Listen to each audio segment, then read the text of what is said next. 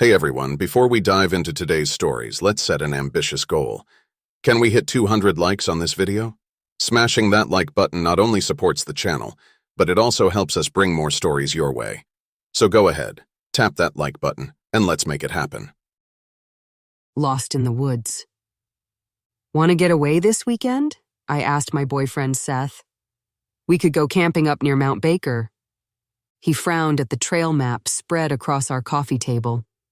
I don't know, babe. Looks pretty remote. Maybe we should start with something easier for our first backpacking trip. Come on, it'll be an adventure, I pleaded.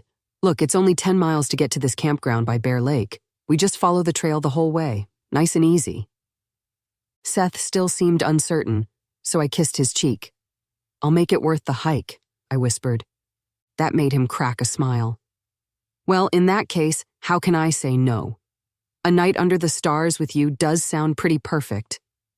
I grinned, thrilled to have won him over. We spent the week gearing up with supplies and packing our camping gear. The sunny June weather had me giddy with excitement for our first big trip together.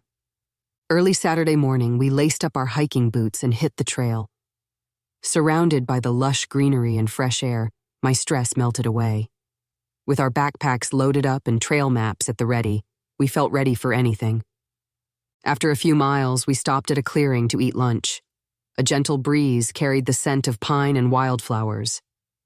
Good call convincing me to do this, Seth said between bites of his sandwich. Definitely beats sitting at home this weekend. Told you it would be worth it, I said. We soaked in the idyllic setting for a bit before continuing our hike, spirits high. But as the day wore on, the terrain grew steeper and more rugged. Seth started lagging behind, sweat dripping from his brow. How much farther now? He asked, pausing to take another swig of water. I checked the map and frowned. Looks like we still have about 5 miles left. Glancing up at the darkening sky, I felt a prickle of doubt. Want to set up camp here for the night? Seth's shoulders slumped in exhaustion, but he shook his head. No way, I am not giving up this close to Bear Lake. Come on, slowpoke. Last one there has to build the fire. With that, he charged uphill with renewed vigor. I shouldered my pack with a sigh and continued after him. I couldn't shake the nervous pit growing in my stomach. Pressing on into the twilight woods no longer felt wise. But I didn't want Seth thinking I couldn't handle the full hike. Soon, all sunlight had faded from the dense forest surrounding us. Our headlamps provided only a dim halo of visibility on the narrow path. Strange rustles and cries emanated from the shadows. Even the trees themselves seemed to loom over us menacingly. When we reached a fork splitting off in 2 directions, Seth paused uncertainly. Which way now? I pulled out the map and compass, disoriented. The landscape looked so foreign in the dark. Squinting at the faded lines, I finally pointed left. I think the lake is this way. Seth followed my lead without question. But after 15 more minutes of hiking, there was still no sign of Bear Lake or any place to make camp. His earlier bravado had shifted into tense silence. With each snap of a branch or hoot of an owl, I saw him flinch. Let's stop and make a fire, I finally said when I noticed Seth rubbing his arms against the dropping temperature. He just nodded, eyes darting suspiciously around us. As I dug a pit and lined it with stones, Seth kept scanning the black spaces between the trees. Once I had a blaze going, he practically collapsed next to it, holding his trembling hands toward the flames. We just got turned around somehow, I tried reassuring him. In the morning, we can get our bearings again. But Seth didn't seem to hear me. He just kept feeding the fire, craning his neck at every little noise. The dancing firelight cast his features in an increasingly ghoulish glint. I unfurled my sleeping bag, hoping Seth would settle down if I appeared unworried. But each time I drifted off, I'd jerk awake again to the sense of unseen eyes watching from the impenetrable dark. When the first pale light of dawn finally filtered through the canopy, I sat up eagerly. But beside me, Seth's sleeping bag was empty, the dirt around it kicked up as if he'd scrambled away hastily. Heart lurching, I spotted footsteps leading deeper into the trees away from our makeshift camp. "Seth!" I shouted into the misty woods. Only silence answered. He must have gotten disoriented during the night and wandered off. But why leave all his gear behind? I quickly repacked our bags and went to follow his trail. But almost immediately, the tracks disappeared in a dense thicket. How had he gotten so far so fast? "Seth, where are you?" I called out, voice echoing eerily against the blanketing fog. "Can you hear me?" I thought I heard a muffled cry somewhere ahead, but I couldn't tell which direction it came from. Picking my way through scratching underbrush and wet ferns, I searched for any glimpse of my missing boyfriend. Suddenly, I stumbled into a rocky clearing. My blood turned to ice. In the center loomed a stone altar stained dark with something foreboding. Surrounding it were wooden posts adorned with strange symbols and collections of bones. Some kind of pagan ritual space. I spun away, ready to flee in panic, when a crumpled form caught my eye. Seth lay motionless at the far edge of the clearing. My relief was short-lived as I rushed over to find his skin clammy and eyes staring blankly at nothing. "Please wake up!" I shook him hard but got no response besides his head lolling limply to the side. I couldn't tell if he was even breathing.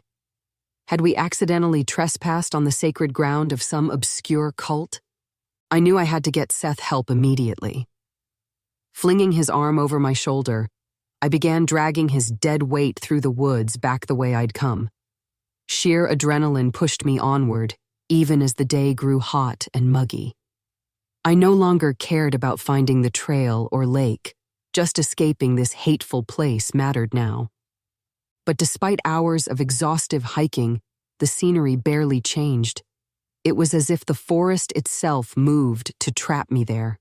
Finally, my shaking legs gave out, and I collapsed under Seth's motionless body. Sobbing in despair, I clung to him. As I smoothed his pale hair back, his eyes suddenly snapped open. I gasped, but any words died in my throat at his wild stare. His irises swirled with unnatural crimson light, burning right through me. When he spoke, an inhuman chorus of voices rasped out instead of his familiar warm tone. "You should not have come here, mortal." I recoiled in horror from the thing masquerading as Seth. It smiled coldly. "We have laid claim to his body and spirit now. He belongs to the old ones, just as all trespassers here do." Cackling as if amused by my whimpers of denial, it turned abruptly and loped back toward the ritual site with astounding speed. I still could not accept the Seth I loved was truly gone, replaced by this demonic force. Blindly, I stumbled after it into the gloom. When I arrived back at the clearing, figures in black robes swayed in a hypnotic dance around the blood-stained stones. The Seth creature stood among them, arms raised to the sky in reverence. Their chants grew louder, drowning out my screams of protest. I bolted forward, no plan in mind beyond rescuing my boyfriend from these lunatics. But an invisible force propelled me backwards before I got close. The robed figures never even glanced my way. Helpless tears streamed down my face as flickering shadows rose from the altar at the ritual's dark crescendo. The forms swirled overhead, funneling into Seth's gaping mouth until his body writhed and contorted in a grotesque manner no living thing should be capable of.